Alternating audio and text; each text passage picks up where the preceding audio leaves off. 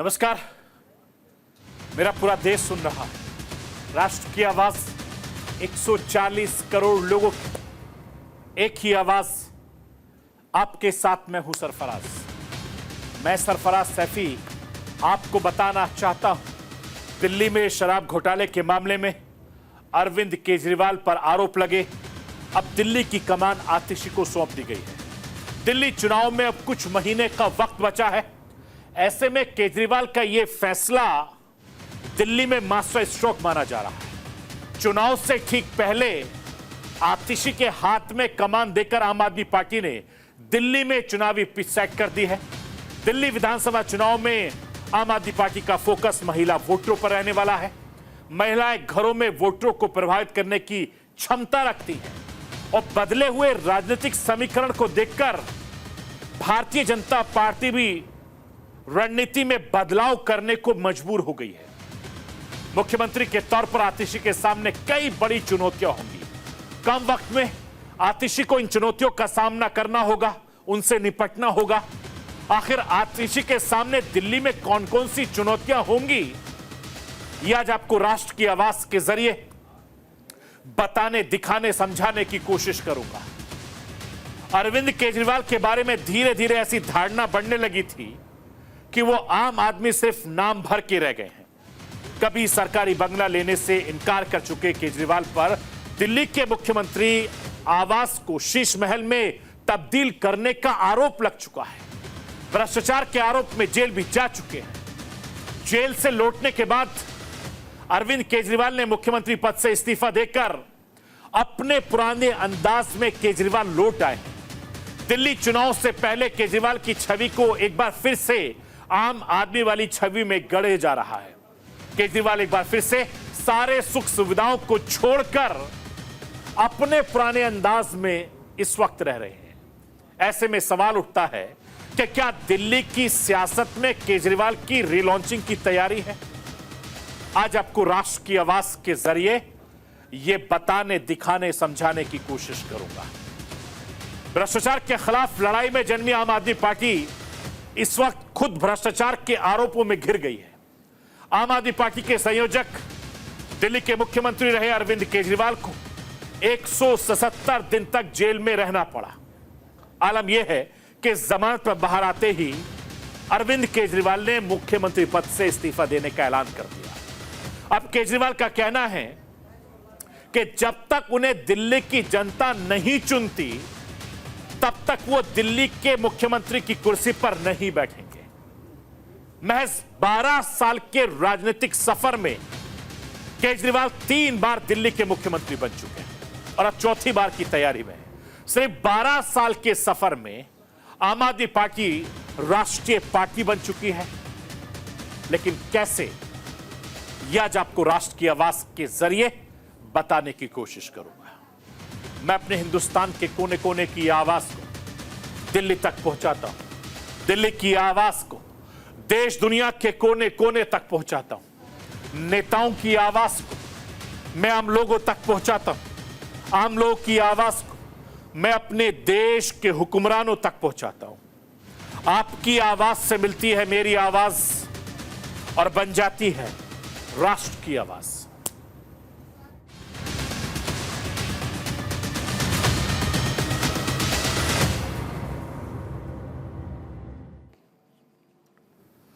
दिल्ली की कमान अब आतिशी के हाथ में है। दिल्ली सरकार में भी सबसे अहम विभाग आतिशी के पास में है। दिल्ली के पूर्व deputy chief minister Manish Sisodia की सलाहकार के तौर पर उन्होंने शिक्षा के क्षेत्र में बहुत जरूरी काम किए। राजनीति के जानकारों का मानना है कि दिल्ली में जिस शिक्षा सुधार का क्रेडिट आम आदमी पार्टी लेती है, उसके पीछे आतिशी का बहुत बड़ा हाथ है। अब जब वो दिल्ली की कमान आतिशी के हाथों में है, तो उनके सामने सिर्फ प्रशासनिक चुनौतियां नहीं, बल्कि एक नेता के तौर पर खुद को स्थापित करने की एक बड़ी चुनौती होगी। हालांकि जिस तरीके से आम आदमी पार्टी उन्हें डमी सीएम बता रही है, आम आदमी पार्टी की डमी सीएम बता रहे हैं उनके विरोधी, जिस तरीके से वो खुद कह रही हैं कि वो सिर्फ दिल्ली विधानसभा चुनाव तक के लिए मुख्यमंत्री हैं, उनकी चुनौतियों को और बढ़ा देती है। आतिशी के सामने क्या क्या चुनौती होंगी वो राष्ट्र की आवाज के जरिए आपको बताऊंगा, लेकिन उससे पहले मंत्री सौरभ भारद्वाज को आपको सुनवाना चाहता हूं। सुनिए सौरभ भारद्वाज क्या कुछ कहते हैं। जनता ने अरविंद केजरीवाल को चुना है। अरविंद केजरीवाल ने कह दिया कि जब तक जनता मुझे दोबारा नहीं चुनेगी मैं इस कुर्सी पे नहीं बैठूंगा। तो कुर्सी तो अरविंद केजरीवाल की इस 5 साल भी है और आने वाले 5 साल में भी होगी। इस 2-3 महीने की वैल्यू इतनी है, या शायद 1 महीने की, कि जब तक केंद्र सरकार चुनाव नहीं कराती, चुनाव आयोग चुनाव नहीं कराता, जो हम चाहते हैं जल्द से जल्द हो जाए, तब तक हम में से एक साथी उस कुर्सी पे बैठेगा। ऐसे बैठेगा जैसे भरत भगवान राम के सिंहासन पे खुद ना बैठ के उनकी खड़ाव रख के जो है शासन चलाते थे, ऐसा है। मैं आपको यह बताना चाहता हूं कि दिल्ली सरकार की कमान संभालने के साथ आतिशी के सामने बड़ी चुनौतियों की एक बड़ी लिस्ट होगी। एलजी दफ्तर से संबंध सुधारने से लेकर केजरीवाल के वादों को पूरा करने तक आतिशी के सामने वक्त कम होगा और चुनौतियों का अंबार होगा। अब वो चुनौतियां क्या क्या हैं आतिशी के सामने, मैं राष्ट्र की आवाज के जरिए आपको बताना चाहता हूं।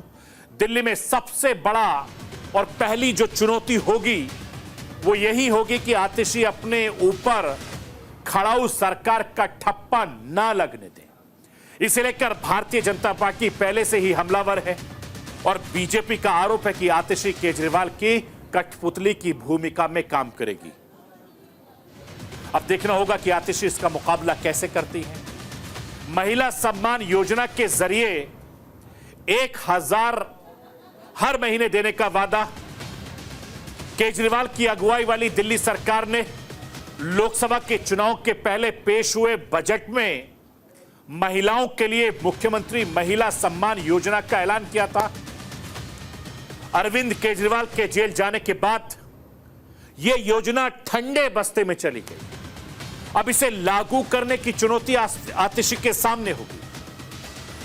कूड़े के पहाड़ों को खत्म करना दिल्ली की सियासत में कूड़े के पहाड़ बना एक बहुत बड़ा मुद्दा है और पिछले एमसीडी के चुनाव में दिल्ली से कूड़े के पहाड़ हटाने का वादा आम आदमी पार्टी के चुनावी वादों में से सबसे ऊपर वादा था, लेकिन यह वादा अभी भी अधूरा है। आतिशी के सामने कूड़े के पहाड़ हटाने का अधूरा वादा पूरा करने की एक बड़ी चुनौती, बड़ी जिम्मेदारी होगी। जहां झुग्गी झोपड़ियां हैं वहां मकान बनाने का संकल्प आम आदमी पार्टी ने 2015 के चुनाव में यह वादा किया था कि दिल्ली में जहां झुग्गियां हैं वहां मकान होगा। और इस वादे को लेकर विपक्ष यानी भारतीय जनता पार्टी लगातार आम आदमी पार्टी पर हमलावर है। ऐसे में आतिशी सरकार के सामने यह वादा पूरा करने की एक बड़ी चुनौती।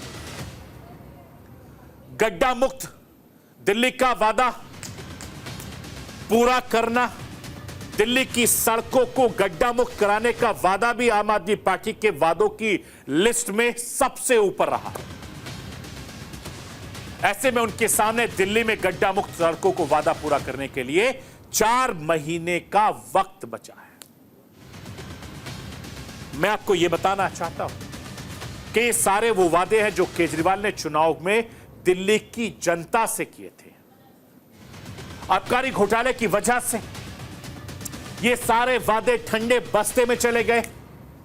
केजरीवाल उनके खास मंत्री जेल पहुंचे तो ये सारे वादों पर सरकार का जो ध्यान था वो कम हो गया या यूं कहें हट गया।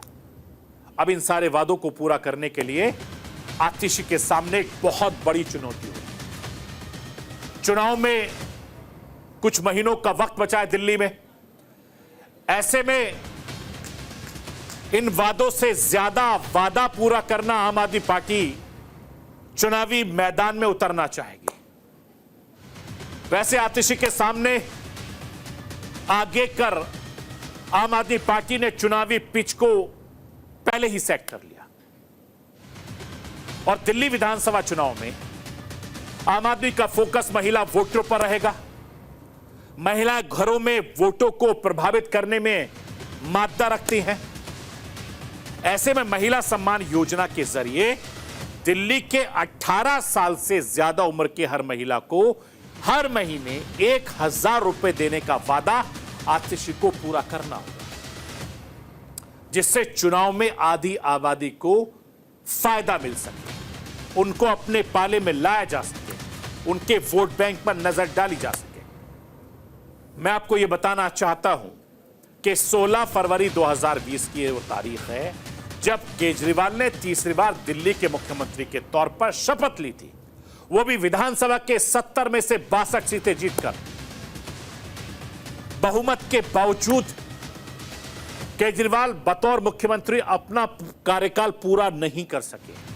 कार्यकाल पूरा होने से पहले ही 17 सितंबर को अपना इस्तीफा अरविंद केजरीवाल ने दे दिया और अरविंद केजरीवाल के इस्तीफे के बाद दिल्ली की कमान भले ही आतिशी को सौंप दी गई, लेकिन आने वाले विधानसभा चुनाव के साथ साथ घोटाले के आरोपों से केजरीवाल की छवि को लगे झटके से निपटना केजरीवाल आम आदमी पार्टी के लिए एक बड़ी चुनौती है।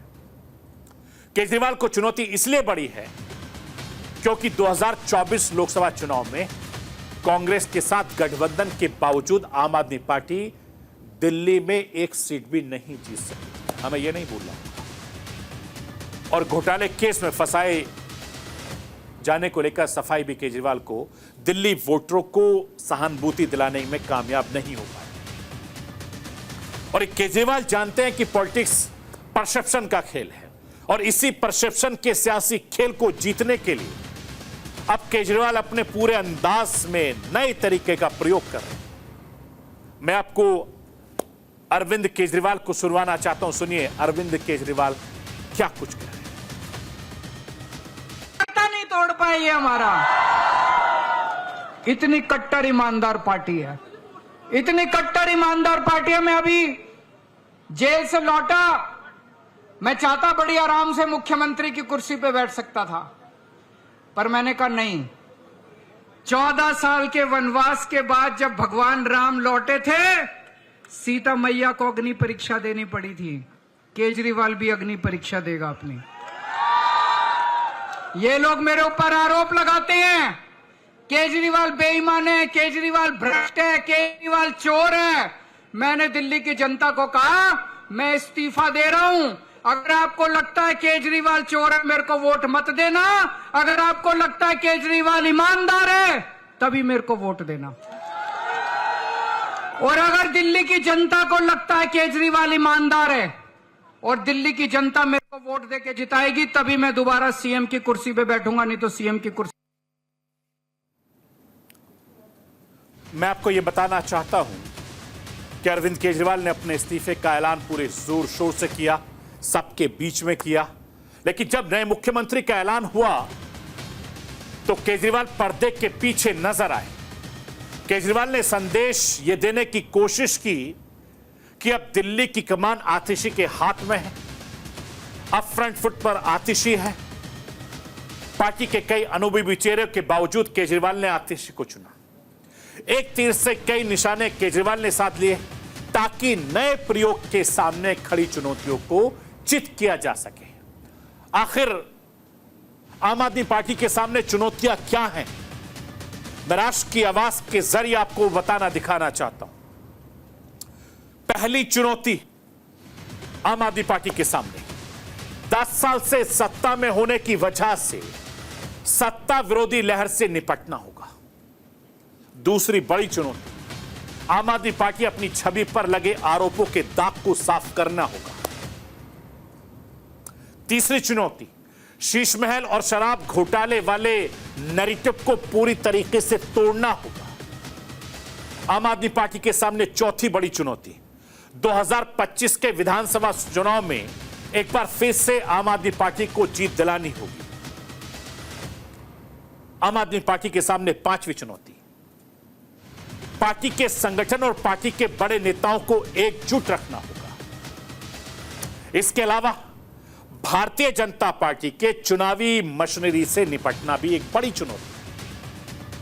कांग्रेस के साथ तालमेल बिठाकर इंडिया गठबंधन से एकता कायम रखना भी एक बड़ी चुनौती है आम आदमी पार्टी के सामने। इसके अलावा दिल्ली की जनता की उम्मीदों पर खरा उतरना, दिल्ली के लोगों की सहानुभूति पाना आम आदमी पार्टी के लिए सबसे बड़ी चुनौती होना है।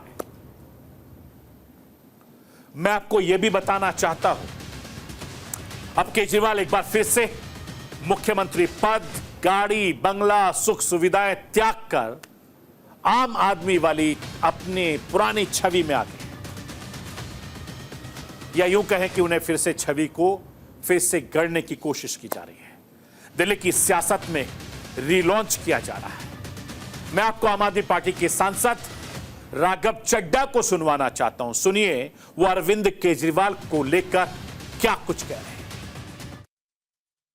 हमने माननीय मुख्यमंत्री अरविंद केजरीवाल जी, आम आदमी पार्टी के राष्ट्रीय संयोजक अरविंद केजरीवाल जी का इस्तीफा देखा और इस्तीफे से पूरे देश में एक बात साबित हो गई है कि केजरीवाल को कुर्सी का लालच नहीं है, केजरीवाल को पद या पावर का लालच नहीं है, लेकिन हां उन्हें एक चीज की लालसा है और वो है इस देश की राजनीति में नैतिकता की। एक चीज वो चाहते हैं, वो है राजनीति में मर्यादा, और नैतिकता और मर्यादा को ऊपर रखते हुए उन्होंने अपनी ईमानदारी की अग्नि परीक्षा देने का फैसला दिया। मैं आपको यह भी बताना चाहता हूं कि अरविंद केजरीवाल सादगी वाली सियासत का सफर साल 2013 में चुनाव में उतरने से पहले शुरू हुआ था। अरविंद केजरीवाल की सियासत में आने से पहले गाजियाबाद के कौशाम्बी में एक साधारण फ्लैट में परिवार के साथ रहा करते थे और मुख्यमंत्री बनने से पहले कहा करते थे कि उन्हें गाड़ी, सरकारी बंगला नहीं चाहिए। हालांकि दिल्ली के मुख्यमंत्री बनने के बाद कुछ दिनों तक अरविंद केजरीवाल उसी कार से चलते थे जो पहले से उनके पास थी। तब उनके गले में हमेशा एक मफलर हुआ करता था जो उनकी पहचान बन गया था। लेकिन कुछ दिनों के बाद सरकारी बंगला लेने से इनकार कर चुके अरविंद केजरीवाल पर दिल्ली के मुख्यमंत्री आवास को शीश महल में तब्दील करने तक का आरोप लगा है। उसकी जांच चल रही है। बीजेपी अक्सर केजरीवाल के आवास को शीश महल बताकर घेरती रहती है। अब मुख्यमंत्री पद से इस्तीफा देने के बाद केजरीवाल वापस अपने आम आदमी वाले मोड को ऑन कर लिया है और यही वजह है कि केजरीवाल की कुर्सी त्याग के बाद घर त्याग के तौर पर इसे दूसरा बड़ा बलिदान बताने में लगे हैं। मैं आपको आम आदमी पार्टी के सांसद, फायर ब्रांड नेता संजय सिंह को सुनवाना चाहता हूं। सुनिए संजय सिंह क्या कुछ कह रहे हैं। अरविंद केजरीवाल को भी वो सुविधाएं मिली हैं। कल जब उन्होंने इस्तीफा दिया तो पहली बात उन्होंने की कि अब हम ये सारी सुविधाएं छोड़ देंगे। मुख्यमंत्री को मिलने वाली सारी सुविधाएं छोड़ देंगे। बाकी नेताओं की हालत हम जानते हैं। अगर कभी किसी पद पे पहुंच गए, कोई सुविधा मिल गई तो उसको नहीं छोड़ने के लिए सालों साल लड़ाई लड़ते हैं, घर से मकान से चिपके रहते हैं। लेकिन अरविंद केजरीवाल ने फैसला किया है कि उन्होंने कहा हम अपना मकान खाली करेंगे, हम अपना घर खाली करेंगे। मैं आपको यह बताना चाहता हूं कि भ्रष्टाचार के खिलाफ आंदोलन से अरविंद केजरीवाल आम से खास बने। जो अरविंद केजरीवाल राजनीति बदलने आए थे, जिसने भ्रष्टाचार मुक्त दिल्ली का, मुक्त सरकार का दिल्ली की जनता से वायदा किया था, आज वो खुद भ्रष्टाचार के आरोपों में घिर चुके हैं। और आलम यह है कि भ्रष्टाचार के आरोप में केजरीवाल से लेकर आम आदमी पार्टी के बड़े बड़े नेता जेल जा चुके हैं। आम आदमी पार्टी को औपचारिक तौर से 26 नवंबर 2012 को लॉन्च किया गया था। इसके संस्थापक सदस्यों के प्रमुख अरविंद केजरीवाल थे। इसके अलावा प्रशांत भूषण, किरण बेदी, कुमार विश्वास, योगेंद्र यादव भी शामिल थे। और राजनीतिक दल के गठन के साथ ही अरविंद केजरीवाल की टीम अन्ना हजारे से दूरी बना ली और अगले ही साल यानी 2013 में दिल्ली विधानसभा का चुनाव हुआ और आम आदमी पार्टी ने अपना पहला चुनाव लड़ा। पहले ही दांव में आम आदमी पार्टी को 70 सीटों वाली विधानसभा में से 28 सीटों के साथ दूसरी सबसे बड़ी पार्टी बनने की कामयाबी हासिल हुई। अरविंद केजरीवाल उसी कांग्रेस पार्टी के समर्थन से दिल्ली के मुख्यमंत्री बन गए, जिसके खिलाफ अन्ना आंदोलन में भ्रष्टाचार के गंभीर आरोप लगाए थे। यह सरकार ज्यादा दिन नहीं चली और अरविंद केजरीवाल ने 49 दिन के बाद मुख्यमंत्री पद से पहली बार इस्तीफा दिया। उसके बाद 2014 में लोकसभा चुनाव आया। अरविंद केजरीवाल की आम आदमी पार्टी ने देश भर की 400 सीटों पर अपने उम्मीदवार उतारे। अरविंद केजरीवाल खुद वाराणसी से प्रधानमंत्री नरेंद्र मोदी के खिलाफ चुनाव लड़ा। वाराणसी में उनको जबरदस्त पटखनी मिलने के बाद अरविंद केजरीवाल ने अपना पूरा ध्यान दिल्ली पर लगा दिया और अरविंद केजरीवाल को इसका फायदा हुआ। देखते देखते कुछ सालों में आम आदमी पार्टी राष्ट्रीय पार्टी बन गई। मैं राष्ट्र की आवाज के जरिए आम आदमी पार्टी के राष्ट्रीय पार्टी बनने की पूरी कहानी भी समझाना चाहता हूं, जरा समझिए। आम आदमी पार्टी ने 2015 के विधानसभा चुनाव में भारी जीत हासिल की। आम आदमी पार्टी ने 70 में से 67 सीटें दिल्ली में जीती और इस बीच आम आदमी पार्टी में गुटबाजी शुरू हो गई। 2015 में आम आदमी पार्टी के संस्थापक सदस्य योगेंद्र यादव, प्रशांत भूषण और प्रोफेसर आनंद कुमार को आम आदमी पार्टी से निकाल दिया गया। धीरे धीरे अरविंद केजरीवाल के कई साथी उन पर तानाशाही का आरोप लगाकर अलग होते गए, लेकिन अरविंद केजरीवाल की आम आदमी पार्टी लगातार अपना पैर पसारने में लगी रही। दिल्ली में फ्री बिजली, दिल्ली में फ्री पानी, दिल्ली में मोहल्ला क्लिनिक जैसी योजनाओं के दम पर दिल्ली में अरविंद केजरीवाल ने साल 2020 में फिर से दमदार वापसी की और दिल्ली चुनाव में आम आदमी पार्टी ने 70 में से 62 सीटें जीती थी। पिछली बार के मुकाबले सीटें कुछ जरूर कम हुई थी, लेकिन अरविंद केजरीवाल का जादू फीका नहीं पड़ा। आम आदमी पार्टी के लिए ऐतिहासिक वक्त तब आया जब 10 मार्च 2022 को पंजाब विधानसभा चुनाव में आम आदमी पार्टी ने 92 सीटें जीतकर पंजाब में सरकार बना ली और फिर 2022 के आखिर में हुए गुजरात चुनाव में भी आम आदमी पार्टी ने पहली बार में गुजरात में 5 सीटों पर जीत दर्ज की थी। आम आदमी पार्टी ने गुजरात चुनाव में 13% के करीब वोट हासिल किए। इसके बाद आम आदमी पार्टी को राष्ट्रीय पार्टी का दर्जा मिल गया। मैं आपको यह बताना चाहता हूं कि आम आदमी पार्टी और केजरीवाल के लिए सबसे बड़ी चुनौती दिल्ली विधानसभा को चुनौती जीतने की, क्योंकि आम आदमी होना, आम आदमी बनना और आम आदमी बने रहना बिल्कुल अलग अलग चीजें हैं। अरविंद केजरीवाल के सामने अभी सबसे बड़ी चुनौती यही है कि अरविंद केजरीवाल आम आदमी कैसे बने रहेंगे और दिल्ली वासियों को आम आदमी बनकर कैसे वो लुभाते हैं। आम आदमी पार्टी की रीलॉन्चिंग किस तरीके से होती है, ये तमाम ऐसे सवाल हैं जो लगातार उनके सामने बने खड़े हैं। तो ये थी राष्ट्र की आवाज। बाकी खबरों के लिए आप बने रहिए न्यूज़ इंडिया के साथ।